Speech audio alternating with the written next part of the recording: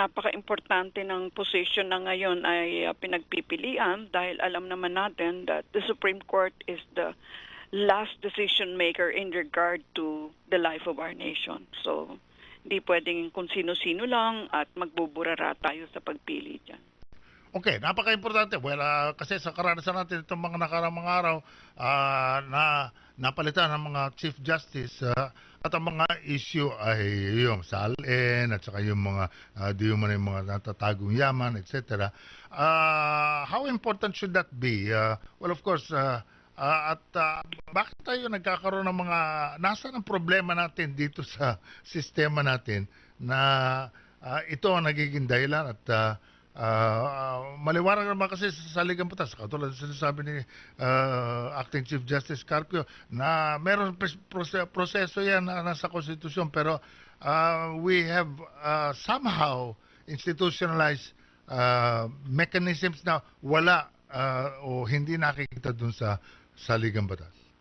Well, kasi Orly, nothing prevents them naman for changing their vetting system.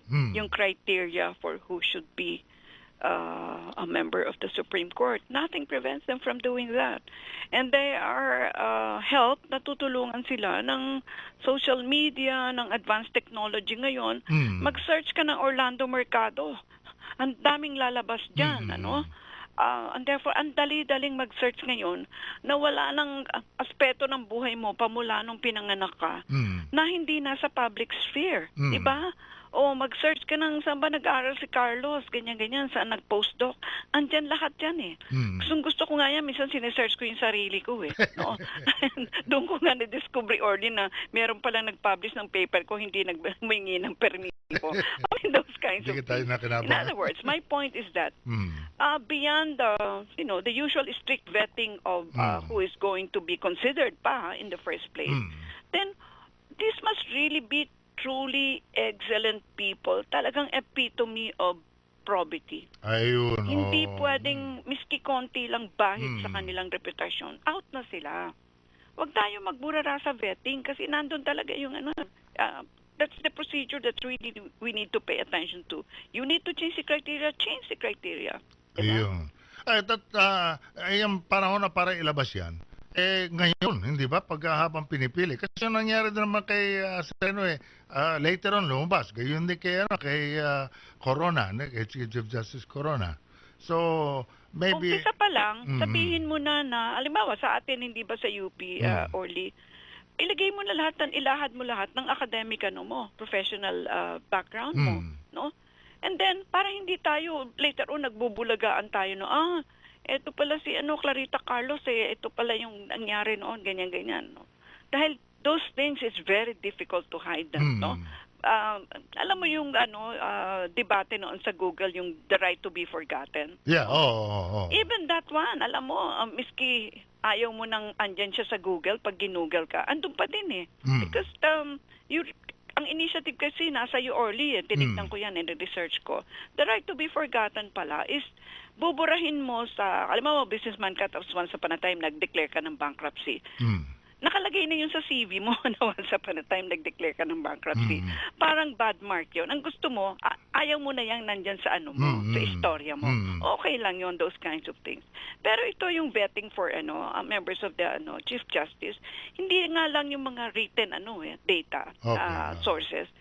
Magtanong-tanong ka, neighbor niya, classmate niya, the key informants, di ba? Hindi, nagtatamad sila, whatever it is that the paper. You would be surprised how qualitative research will bring out a lot about these people, di ba? Tapos kasi hindi naman makukuha sa interview. Well, may halaga siguro yung interview. You can, maaari malaman natin kung anong political inclination at anong mga values. Nagsisinungaling ako sa interview para gumawa po ako. Self-report yun eh. Yun ang hirap nun eh. Self-report yun, yeah, ba? Merong mga glib, merong mga magagaling magsalita. Yung mga con artists are really glib. But Orly, it's also good na ilagay nila sa criteria nila yung previous anong tawag doon, yung court experience. Yeah. Some of them hindi pa ata nakakita ng loob ng korte, ay bigla na lang bumulusok diyan sa Supreme Court, 'di ba? Hindi pwede 'yon. And then look at the decisions of this person who is being vetted, 'di ba? Hindi pwedeng suddenly nanggaling ka lang sa kawayan member ka na ng Supreme Court kasi yung buhay ng tao nasa kamay mo, 'di ba? So ang mangyari, ang layunin nito mabawasan yung mga desisyong sa appointment na purely political o yung mga merong personal connection or loyalty to the appointing power. No, that should not be part of it, you know. It should be, ano yung judge na to, itong tao na to, paano siya nag-judge in the past, no? Ano yung kanyang work ethic, no? Ano yung kanyang, every other aspect, personal or hindi professional din. Because the personal migrates to the professional, di ba? And this person, lalo na kung young person yung still young, imagine nyo hanggang the age 70, yung good behavior tenure. You will have this person and he or she is going to make a judgment in regard to many things about the life of our nation. Diba? Talaga nung may panahon, noong araw, talaga pag sinabing Justice of the Supreme Court, talagang, ibig sabihin, talagang napakataas ang tingin. At talagang sinasabi, ang feeling ay hindi, they're practically incorruptible, no?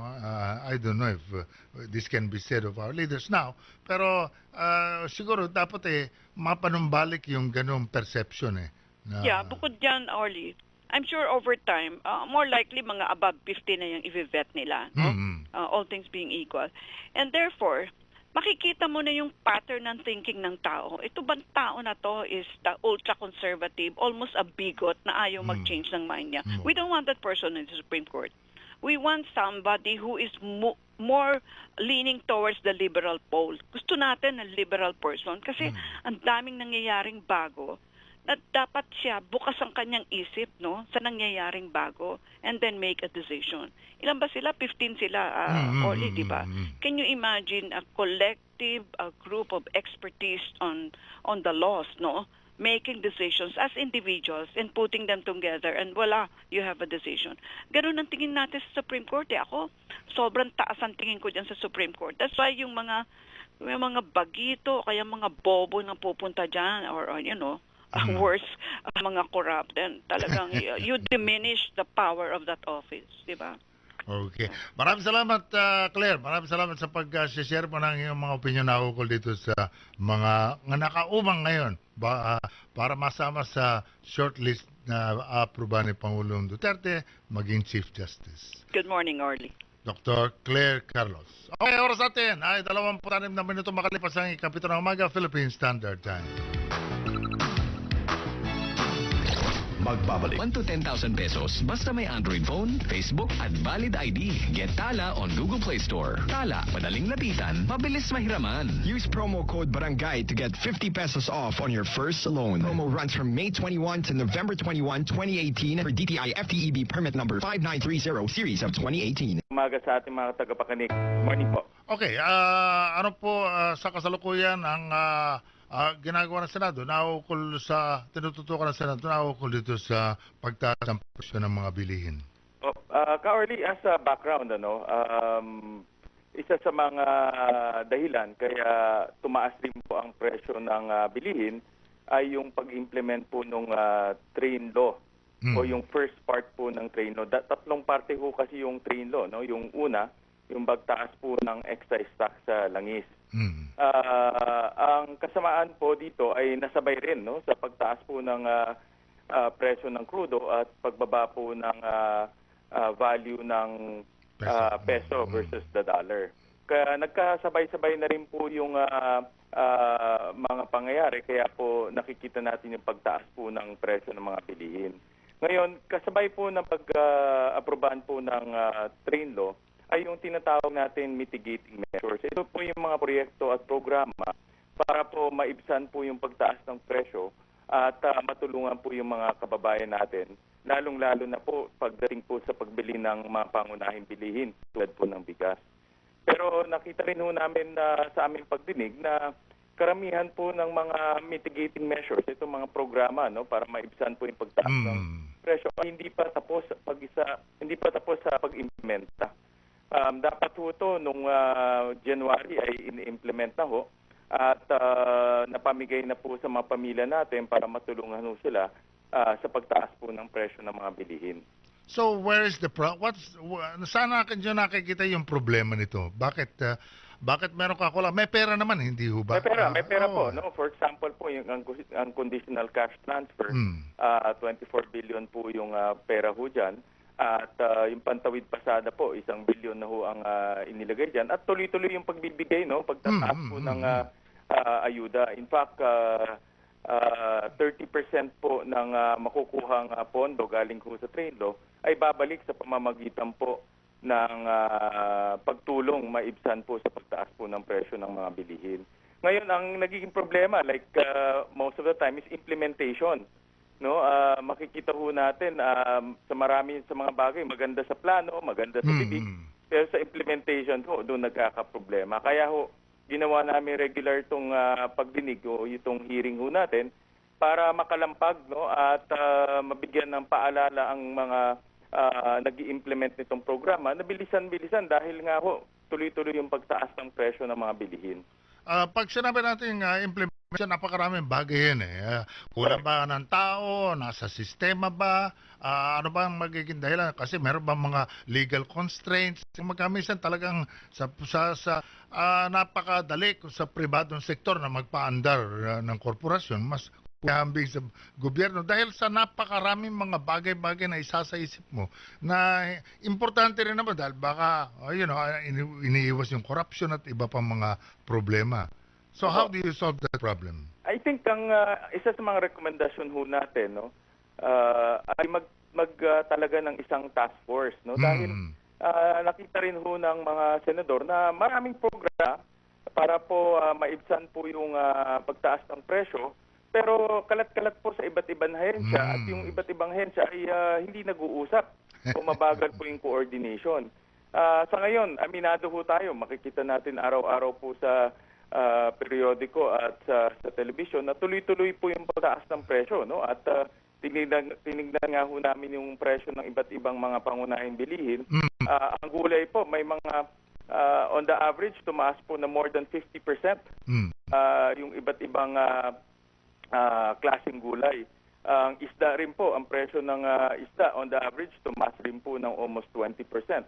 No, at yung karne on the average tumaas rin po ng mga 20%. So halos lahat po tumataas, kaya marami pong programa ang gobyerno para malabanan po ang pagtaas ng presyo, kaso lang ho kalat-kalat. So para maging strategic at maging mas pursigido, isa po sa mga rekomendasyon natin, magtayo ng isang task force, interagency task force, para po may isang taong talagang tutulak sa mga programa, ano, dito po sa paglaban sa inflation at coordinated yung efforts ng iba't ibang departamento. Walang isang solusyon ng mga complex problem ng pamamahala, no? Pero meron bang nagsasabi, yung taripa ng agri-products dapat italakayin at tignan ninyo. Meron, yan po ay isang solution na napag-usapan kahapon, no? At isa rin po sa mga solusyon na ibinigay ho natin, no, sa committee, ay tutukan yung supply ng bigas, no? Dahil po sa mga mahirap nating kababayan, halos 20% po ng kanilang kinikita ay pumupunta sa pagbili ng bigas. Napakalaki po. Kaya konting taas po ng presyo ng bigas, nararamdaman ho kaagad ng ating mga kababayan. Kaya isa sa mga dapat tututukan at siguraduhin, una-una may supply po ng murang bigas at pangalawa, yung presyo ng bigas po ay kontrolado. Kung hindi po yan maayos kaagad, ay talagang makikita natin na masakit po sa ating mga kababayan. Pero meron namang talagang very complex nga dahil sa yun namang alam na rin natin yung problema naman, yung gusto ang mag-angkat kayo. Smuggling is also a problem. Correct. You know, and you have to protectan dapat din yung mga magsasaka. Yung pang puro balance ito hindi naman ganun kadali kung tutusin, hindi ba? Totoo yan, Ka-Orly. At kaya nga ang pinaka isa sa mga suggestion ho natin ay talaga ho ng isang task force. Yung task force ko, pag-aaralan lahat po ng bagay na pwedeng gawin in the short term dahil mabilisan ho dapat eh. Yeah, hindi ka rin pwede papatay-patay dyan sa presyo ng bilhin. Correct. Pangalawa po ay coordinated po yung efforts, no? Coordinated po lahat ng mga programa ng gobyerno. At pangatlo, minomonitor po yung implementasyon dahil meron nga ho tayong plano na sa batas, kung hindi naman po ini-implement ng mabilis, wala rin pong epekto yan sa taong bayan. Maraming salamat, Senator Sherwin Gatchalian, sa pagpapaliwanag ng inyong mga proposal dito sa Senado na ukol sa presyo ng bilihin. Thank you. Maraming salamat, Carly. 38 minuto makalipas ang ikapito ng umaga, Philippine Standard Time. Meron pa mga comment. Ito yung pinag-usapan natin Korte Suprema at iba pa mga issues. Yan ang sabi ni Art, si Ariublia na Lixua. Sabi, paano naman yung mga biktima ng rape at murder? Yes, si Kian, biktima, nakakulong mga pulis pero hindi napabalita, medyo wala na yatang update. Si Joseph Cabras naman sabi niya, no to National Remembrance Day. Ano ba yung batas na yan sinusulong ni Senator Hontiveros? Everest Montero Castañeda sabi niya, good morning. Sisihin nyo ba ang mga katulad, sisihin nyo ang mga katulad ni Villar, pure pagpatay ng bundok para gawing subdivision. Chuck Norris naman sabi niya, ibalik ang bitay sa lahat na nagkakasalat, pugutan ng ulo. Merong birthday greetings dito. Happy birthday to Edwin Susaya and Jane Otivar from Lilian Bakiran. Okay, oras natin 39 after 7 in the morning, Philippine Standard Time.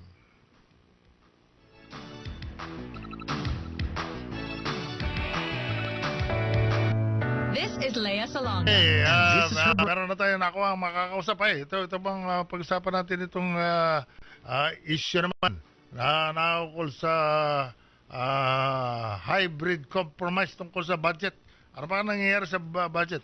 Alam ba rin yun na ang pinaka-importanting batas na ipinapasa ng Kongreso kada taon ay ang budget. Yan isa sa mga natutunan ko sa umpisa pa lang ako'y maging lawmaker. Dahil diyan mo makikita ko yung, sabi sa English if the government puts the money where its mouth is. Kasi maraming mga deklarasyon na kami ganito, mahirap, etc. Ito tulungan natin. Pero pag tinignan mo yung budget, makikita mo kung hindi nilalagyan ng pera, hindi naman talaga. Meron kang batas ka, pero wala naman pondo. Ano yan? Para ka lang, meron kang useless piece of paper. Nasa linya natin, Congressman Arthur Yap of Bohol. All talk, all ready. Hi, Congressman Arthur. Good morning. Hello, Ka-Orly. Magandang umaga po sa inyo at sa lahat po na nakikinig sa atin sa Station 5. Ikaw ay napaka-lawak ng karanasan mo sa mga isyong itong pag-uusapan natin, both in the executive and of course in the legislative branch of government. Yes, pero, sir. Kumusta, ano ba nangyari doon sa yung hybrid compromise? Ano ba yung issue na sinasabing base sa cash at saka sa obligations budget? Where is it now? Anong nangyayari and ano maaasahan ng taong bayan sa pagpapasa ng budget for 2019? Kasi po yung Ka-Orly, nung kayo po ay nagsisilbi pang senator po natin at saka legislator po natin, last year po, yung budget system po na sinasubmit ng DBM sa Congress, yung pina-approve po sa atin, that is based po on the cash system, on the obligational system. Based. So, ibig sabihin na nag-obligate tayo ng mga projects natin. So, sa mga nakikinig po sa atin, ano po yung ino-obligate? Yun po yung parang binibigyan po ng authority, mga kontrata po sa mga public works natin, sa mga investment projects natin, sa mga pinagkagastusan po ng gobyerno, binibigyan po natin sila ng obligation authority. Binibigyan po natin sila ng karapatan na iutang yon o kontrata yon ng mga 1 or 2 years or umaabot po ng 2 years yon. Kaya ang pinopropose po ng DBM is cash basis na lang po. Kung ano po yung kayang matapos sa isang taon, yun lang po ang popondohan. Yeah. Ano po yung problema doon? Marami po sa mga gumagawa po ng nag-execute po ng mga government contracts, nangangamba po sila na kung patuto pa rin po yung cash basis po, then magkakagulo po dun sa implementation ng project. So syempre sasabihin ng mga kababayan natin, and then di ba dapat lang yung yung bayaran lang yung yung kayang tapusin. That sounds good po on paper. But pag actual implementation na po, dahil po sa meron po tayong procurement law, ginabagyo tayo, minsan may problema tayo sa right of way. So maraming complications sometimes. In 1 year po, hindi po kayang tapusin yung basketball court, hindi po kayang tapusin yung rural health center. Aabutin tayo ng 2 taon. So dapat bigyan po natin ng pagitan na, for example, panahon ng ating mga contractors para ho tapusin nila yung project nila. So that is the big contention. Kung isa-set kung budget lang po ng bahay natin, pwede yun. Diba? Ika-cash natin, pang grocery natin, repairs natin sa bahay.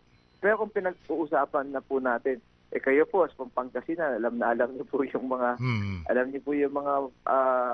yung mga kailangan po natin sa down to the levels ng mga barangay. Anong importante sa kanila? Ganyan po, evacuation center, rural health center, barangay hall.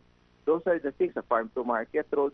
Hindi niyo po kayang tapusin yan bigla in 1 year. This is ikokontrata niyo po. Tapos hanggang dun lang po yung matatapos yung babayaran. So, pero on the other side naman, Arthur, on the other side naman, meron naman katwiran din naman dahil meron naman mga ahensya na may budget, hindi na naman gastos-gastos.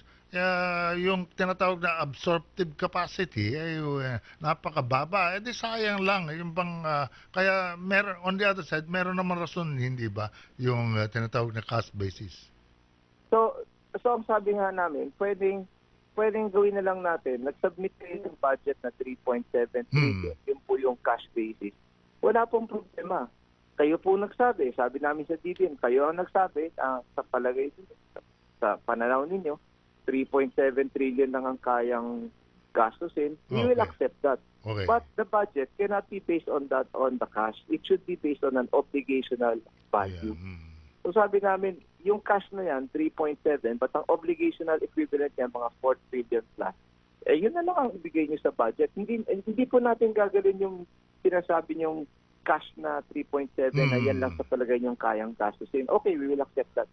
But the budget cannot be based on that. It must be based on an obligational authority. Kailangan lakihan nyo yung budget para mabigyan po ng leeway at flexibility at bigyan ng konting adjustment po yung budget po na pagkagastusan ng gobyerno. So iha-hybrid natin. Yun. So hindi parang minsan merong it's not a question of choice of extremes the happy mean has to be searched for, hindi ba? Yung nasa kalagitnaan. Pero dito sa isyong ito, marami rin nang nagreklamo mga dami mga pinutol na programa and it's going to be from the practical side, it's going to be election year. Pag nagputol ka ng mga programa ng mga mabigat yun, hindi ba? Practical side, it's an election year, but more than that, on the development side, ang gobyerno po to, ang ginagawa nilang cornerstone program po nila, build. Hindi naman po bawasan yung budget. Tayo po kami sa Congress po, sir, nag-umpisa po yung budget at expenditure po sa amin. And usually, pag abot po sa inyo noon sa Senate, kayo ang nagko-confirm at nagmo-modify at nag-a-amend. Sa amin, yung expenditures at taxation bills na nag-uumpisa po sa amin, itinaya po namin ang mga reputations namin, mga pangalan po namin. Itinaya namin dun sa train 1 Pagkatapos, sinasabi natin, huwag po tayong mag-alala. Dahil yung mga nakokolekta po natin mga buwis dyan, pupunta po yan sa expenditure work. Ngayon, sinisingil ho kami. Ka-orly. Sinisingil ho kami sa amin ng tao. Bakit ho kami nabawasan? So, yun well, talagang politics is the art of compromise din naman. Hindi naman give and take. And sa tingin mo ba okay na ito mga hybrid compromise niyo? Inintay pa ho namin kasi nga po nag-uusap pa yung si Chair Carlo Nograles, ang appropriations namin, ang naatasan po ni Ayun. Majority Floor Leader ni Speaker GMA na siyang makipag-hammer out ng compromise Okay. doon. But ang sana, ang reminder din kung mga nakikinig din kung mga DBF officials natin na we should stay away from hard language po. Yan, Yung mga no compromises. Hindi po tayo bakit po ba kung humihingi ng additional ang congressman for their district, hindi ba it's for our people anyway, para sa mga tao naman natin. Kami sa Kongreso, naghahanap kami ng solusyon. Sa isang side naman po, nananakot. Ano po magiging happy compromise and happy meal po pag ano? And as the cliche says, the devil is always in the details. Opo, Mr. Senator, it's always there. Thank you very much, Congressman Arthur Yap. Maraming salamat. Salamat, Mr. Senator. Okay, oras natin ay 48 minuto makalipas ang ikapito ng umaga, Philippine Standard Time. Ako nga po palagi, kandidatong may pangbili ng kotse, bahay at lupa. Kaya lang ang may alam na ibang hula. Gusto ko lang ay makatulong, ginagawa at lahat ng mga sinungaling ay mapuksa. Akin ang mga perang mapapasakit, sige na. Akong piliin. Okay, oras natin ay, let's say, it's 8 minutes. 8 minutes before 8 o'clock in the morning. 8 minuto na lamang. Bago magkikawalan ng umaga, it's a Friday. Nako, last working day of the week. Pero, marami pa tayong gagawin. It's, kailangan meron tatapusin na. Okay, may mga bagay-bagay na talagang pag yung mga isyong yun ay lumalabas. Talagang nakakakita tayo ng mabigat na reaction mula sa Pangulo. And number one dito yung corruption. Of course, yung drugs is one of his main focuses. Pero dito yung nangyari sa sa Viluna. Mabigat yan. Talagang makikita mo yung talagang frustration at galit talaga. Yung description, infuriated talaga ang Pangulo. Kausapin natin si Congressman Seriaco Calalang, na membro ng National Defense and Security Committee ng House of Representatives. All talk, dito. all ready. Hi, Congressman Akoy. Good morning. Ay, good morning po, Ka-Orly. Senator, kamusta po kayo? Hindi na ako, Senator. Orly na lang. Ka-Orly, ano po? Magandang umaga po. Okay, ano bang inyong salubin tungkol dito sa this corruption scandal dun sa Viluna? Hindi bago. Actually, pag meron librong sinulat yung the book is entitled The Enemy Within. Sinulat yan mga grupo ng mga biglang tumanda. Senior moment ako. Anyway, itong sila Aris Rufo, ito yung grupo ng Newsbreak nung una na nag-imbestiga nito. Ang naging focus ng librong yon ay yung tinatawag na conversion.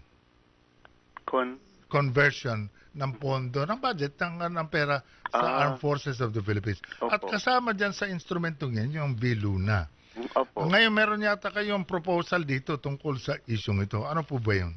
Ang proposal ko po, yung mga suspects or under investigation po rito sa scam po sa Viluna regarding their imagined purchases of military medical supplies should be put on hold departure order or at least a watch list order or letter from the Department of Justice.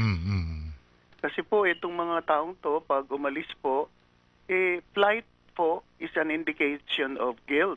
Pag umalis po sila, bakit po sila alis, under investigation sila for alleged corruption sa Viluna Medical Center. Ito pong watch list po, tatanungin po kung meron silang valid na permit to travel. Kasi mga government officials sila, dapat po may clearance sila sa AFP. Normally.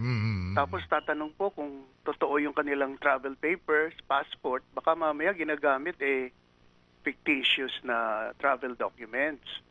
to avoid any prosecution. Mm. Anyway, kung magpa-file naman tayo ng kaso po sa court, pwede po tayo ang court po pwede mag-issue ng whole departure order, meaning the court prevents them to travel because there is a investigation or a case already filed against them. So, para po maprotektahan ang interest ng government. Hindi po pwede yung mga gumagawa ng katiwalian sa gobyerno, pag inimbestigahan na, ay tatakas na po sa Pilipinas. Mawawalan po ang saysay ang ating justice system. Ay, minsan na nahuhuli yung yung mga warrant of arrest. Pag nalabas na yan, actually, yun naimbestigahan na at nabanggit na ng presidente o kaya naimbestigahan ng House or ng Senate, siyempre na-alarma yan. Kung talagang guilty, nakakaalpas. Saka lang nag-i-issue ng warrant at saka whole departure order. Pag may warrant of arrest na po, dapat po mag-issue na ang court ng whole departure order para po panagutan ng mga taong nasasakdal dito sa kanilang case of corruption. Pwede po silang ma-charge ng plunder kasi the amount involved is more than 50 million pesos. Tsaka marami po sila, mga sindikato na ata to sa Armed Forces of the Philippines. Bumibili po sila ng supplies na overpriced o kaya imagine lang or hindi totoo po, fictitious ang kanilang purchase ng medical supplies, mga gamit sa military. Ito po, systematic na to. Tagal na itong within the system ng military. Dapat po masugpo na to. Kasi po ang nangyayari itong corruption sa military systemic na, meaning wala nang parang generational na to. Lahat ng umuupo natutokso na gumawa ng corruption, hindi po napipigilan dahil hindi po tayo gumagawa ng hakbang na imbestigahan ito o mag-file ng kaso sa court at panagutin ng mga mga kasabwat sa katiwalian. Maraming salamat, Congressman Akoy Kalalang. Of Kabayan po. Kabayan Party List. Thank you very much. Maraming salamat po, Senator Orly. Okay, sa pagpapatuloy natin programa, inaasahan natin itong mga issue ito, lalo na sa korupsyon, yan hindi pa matatapos yan. Marami pang mga lalabas. Pero ang importante ngayon, alam niyo sa pagtakbo ng panahon, ang isa sa mga napansin ko, napakagandang tool. So napakagandang mga instrumento para talagang makontrol din ng ang korupsyon.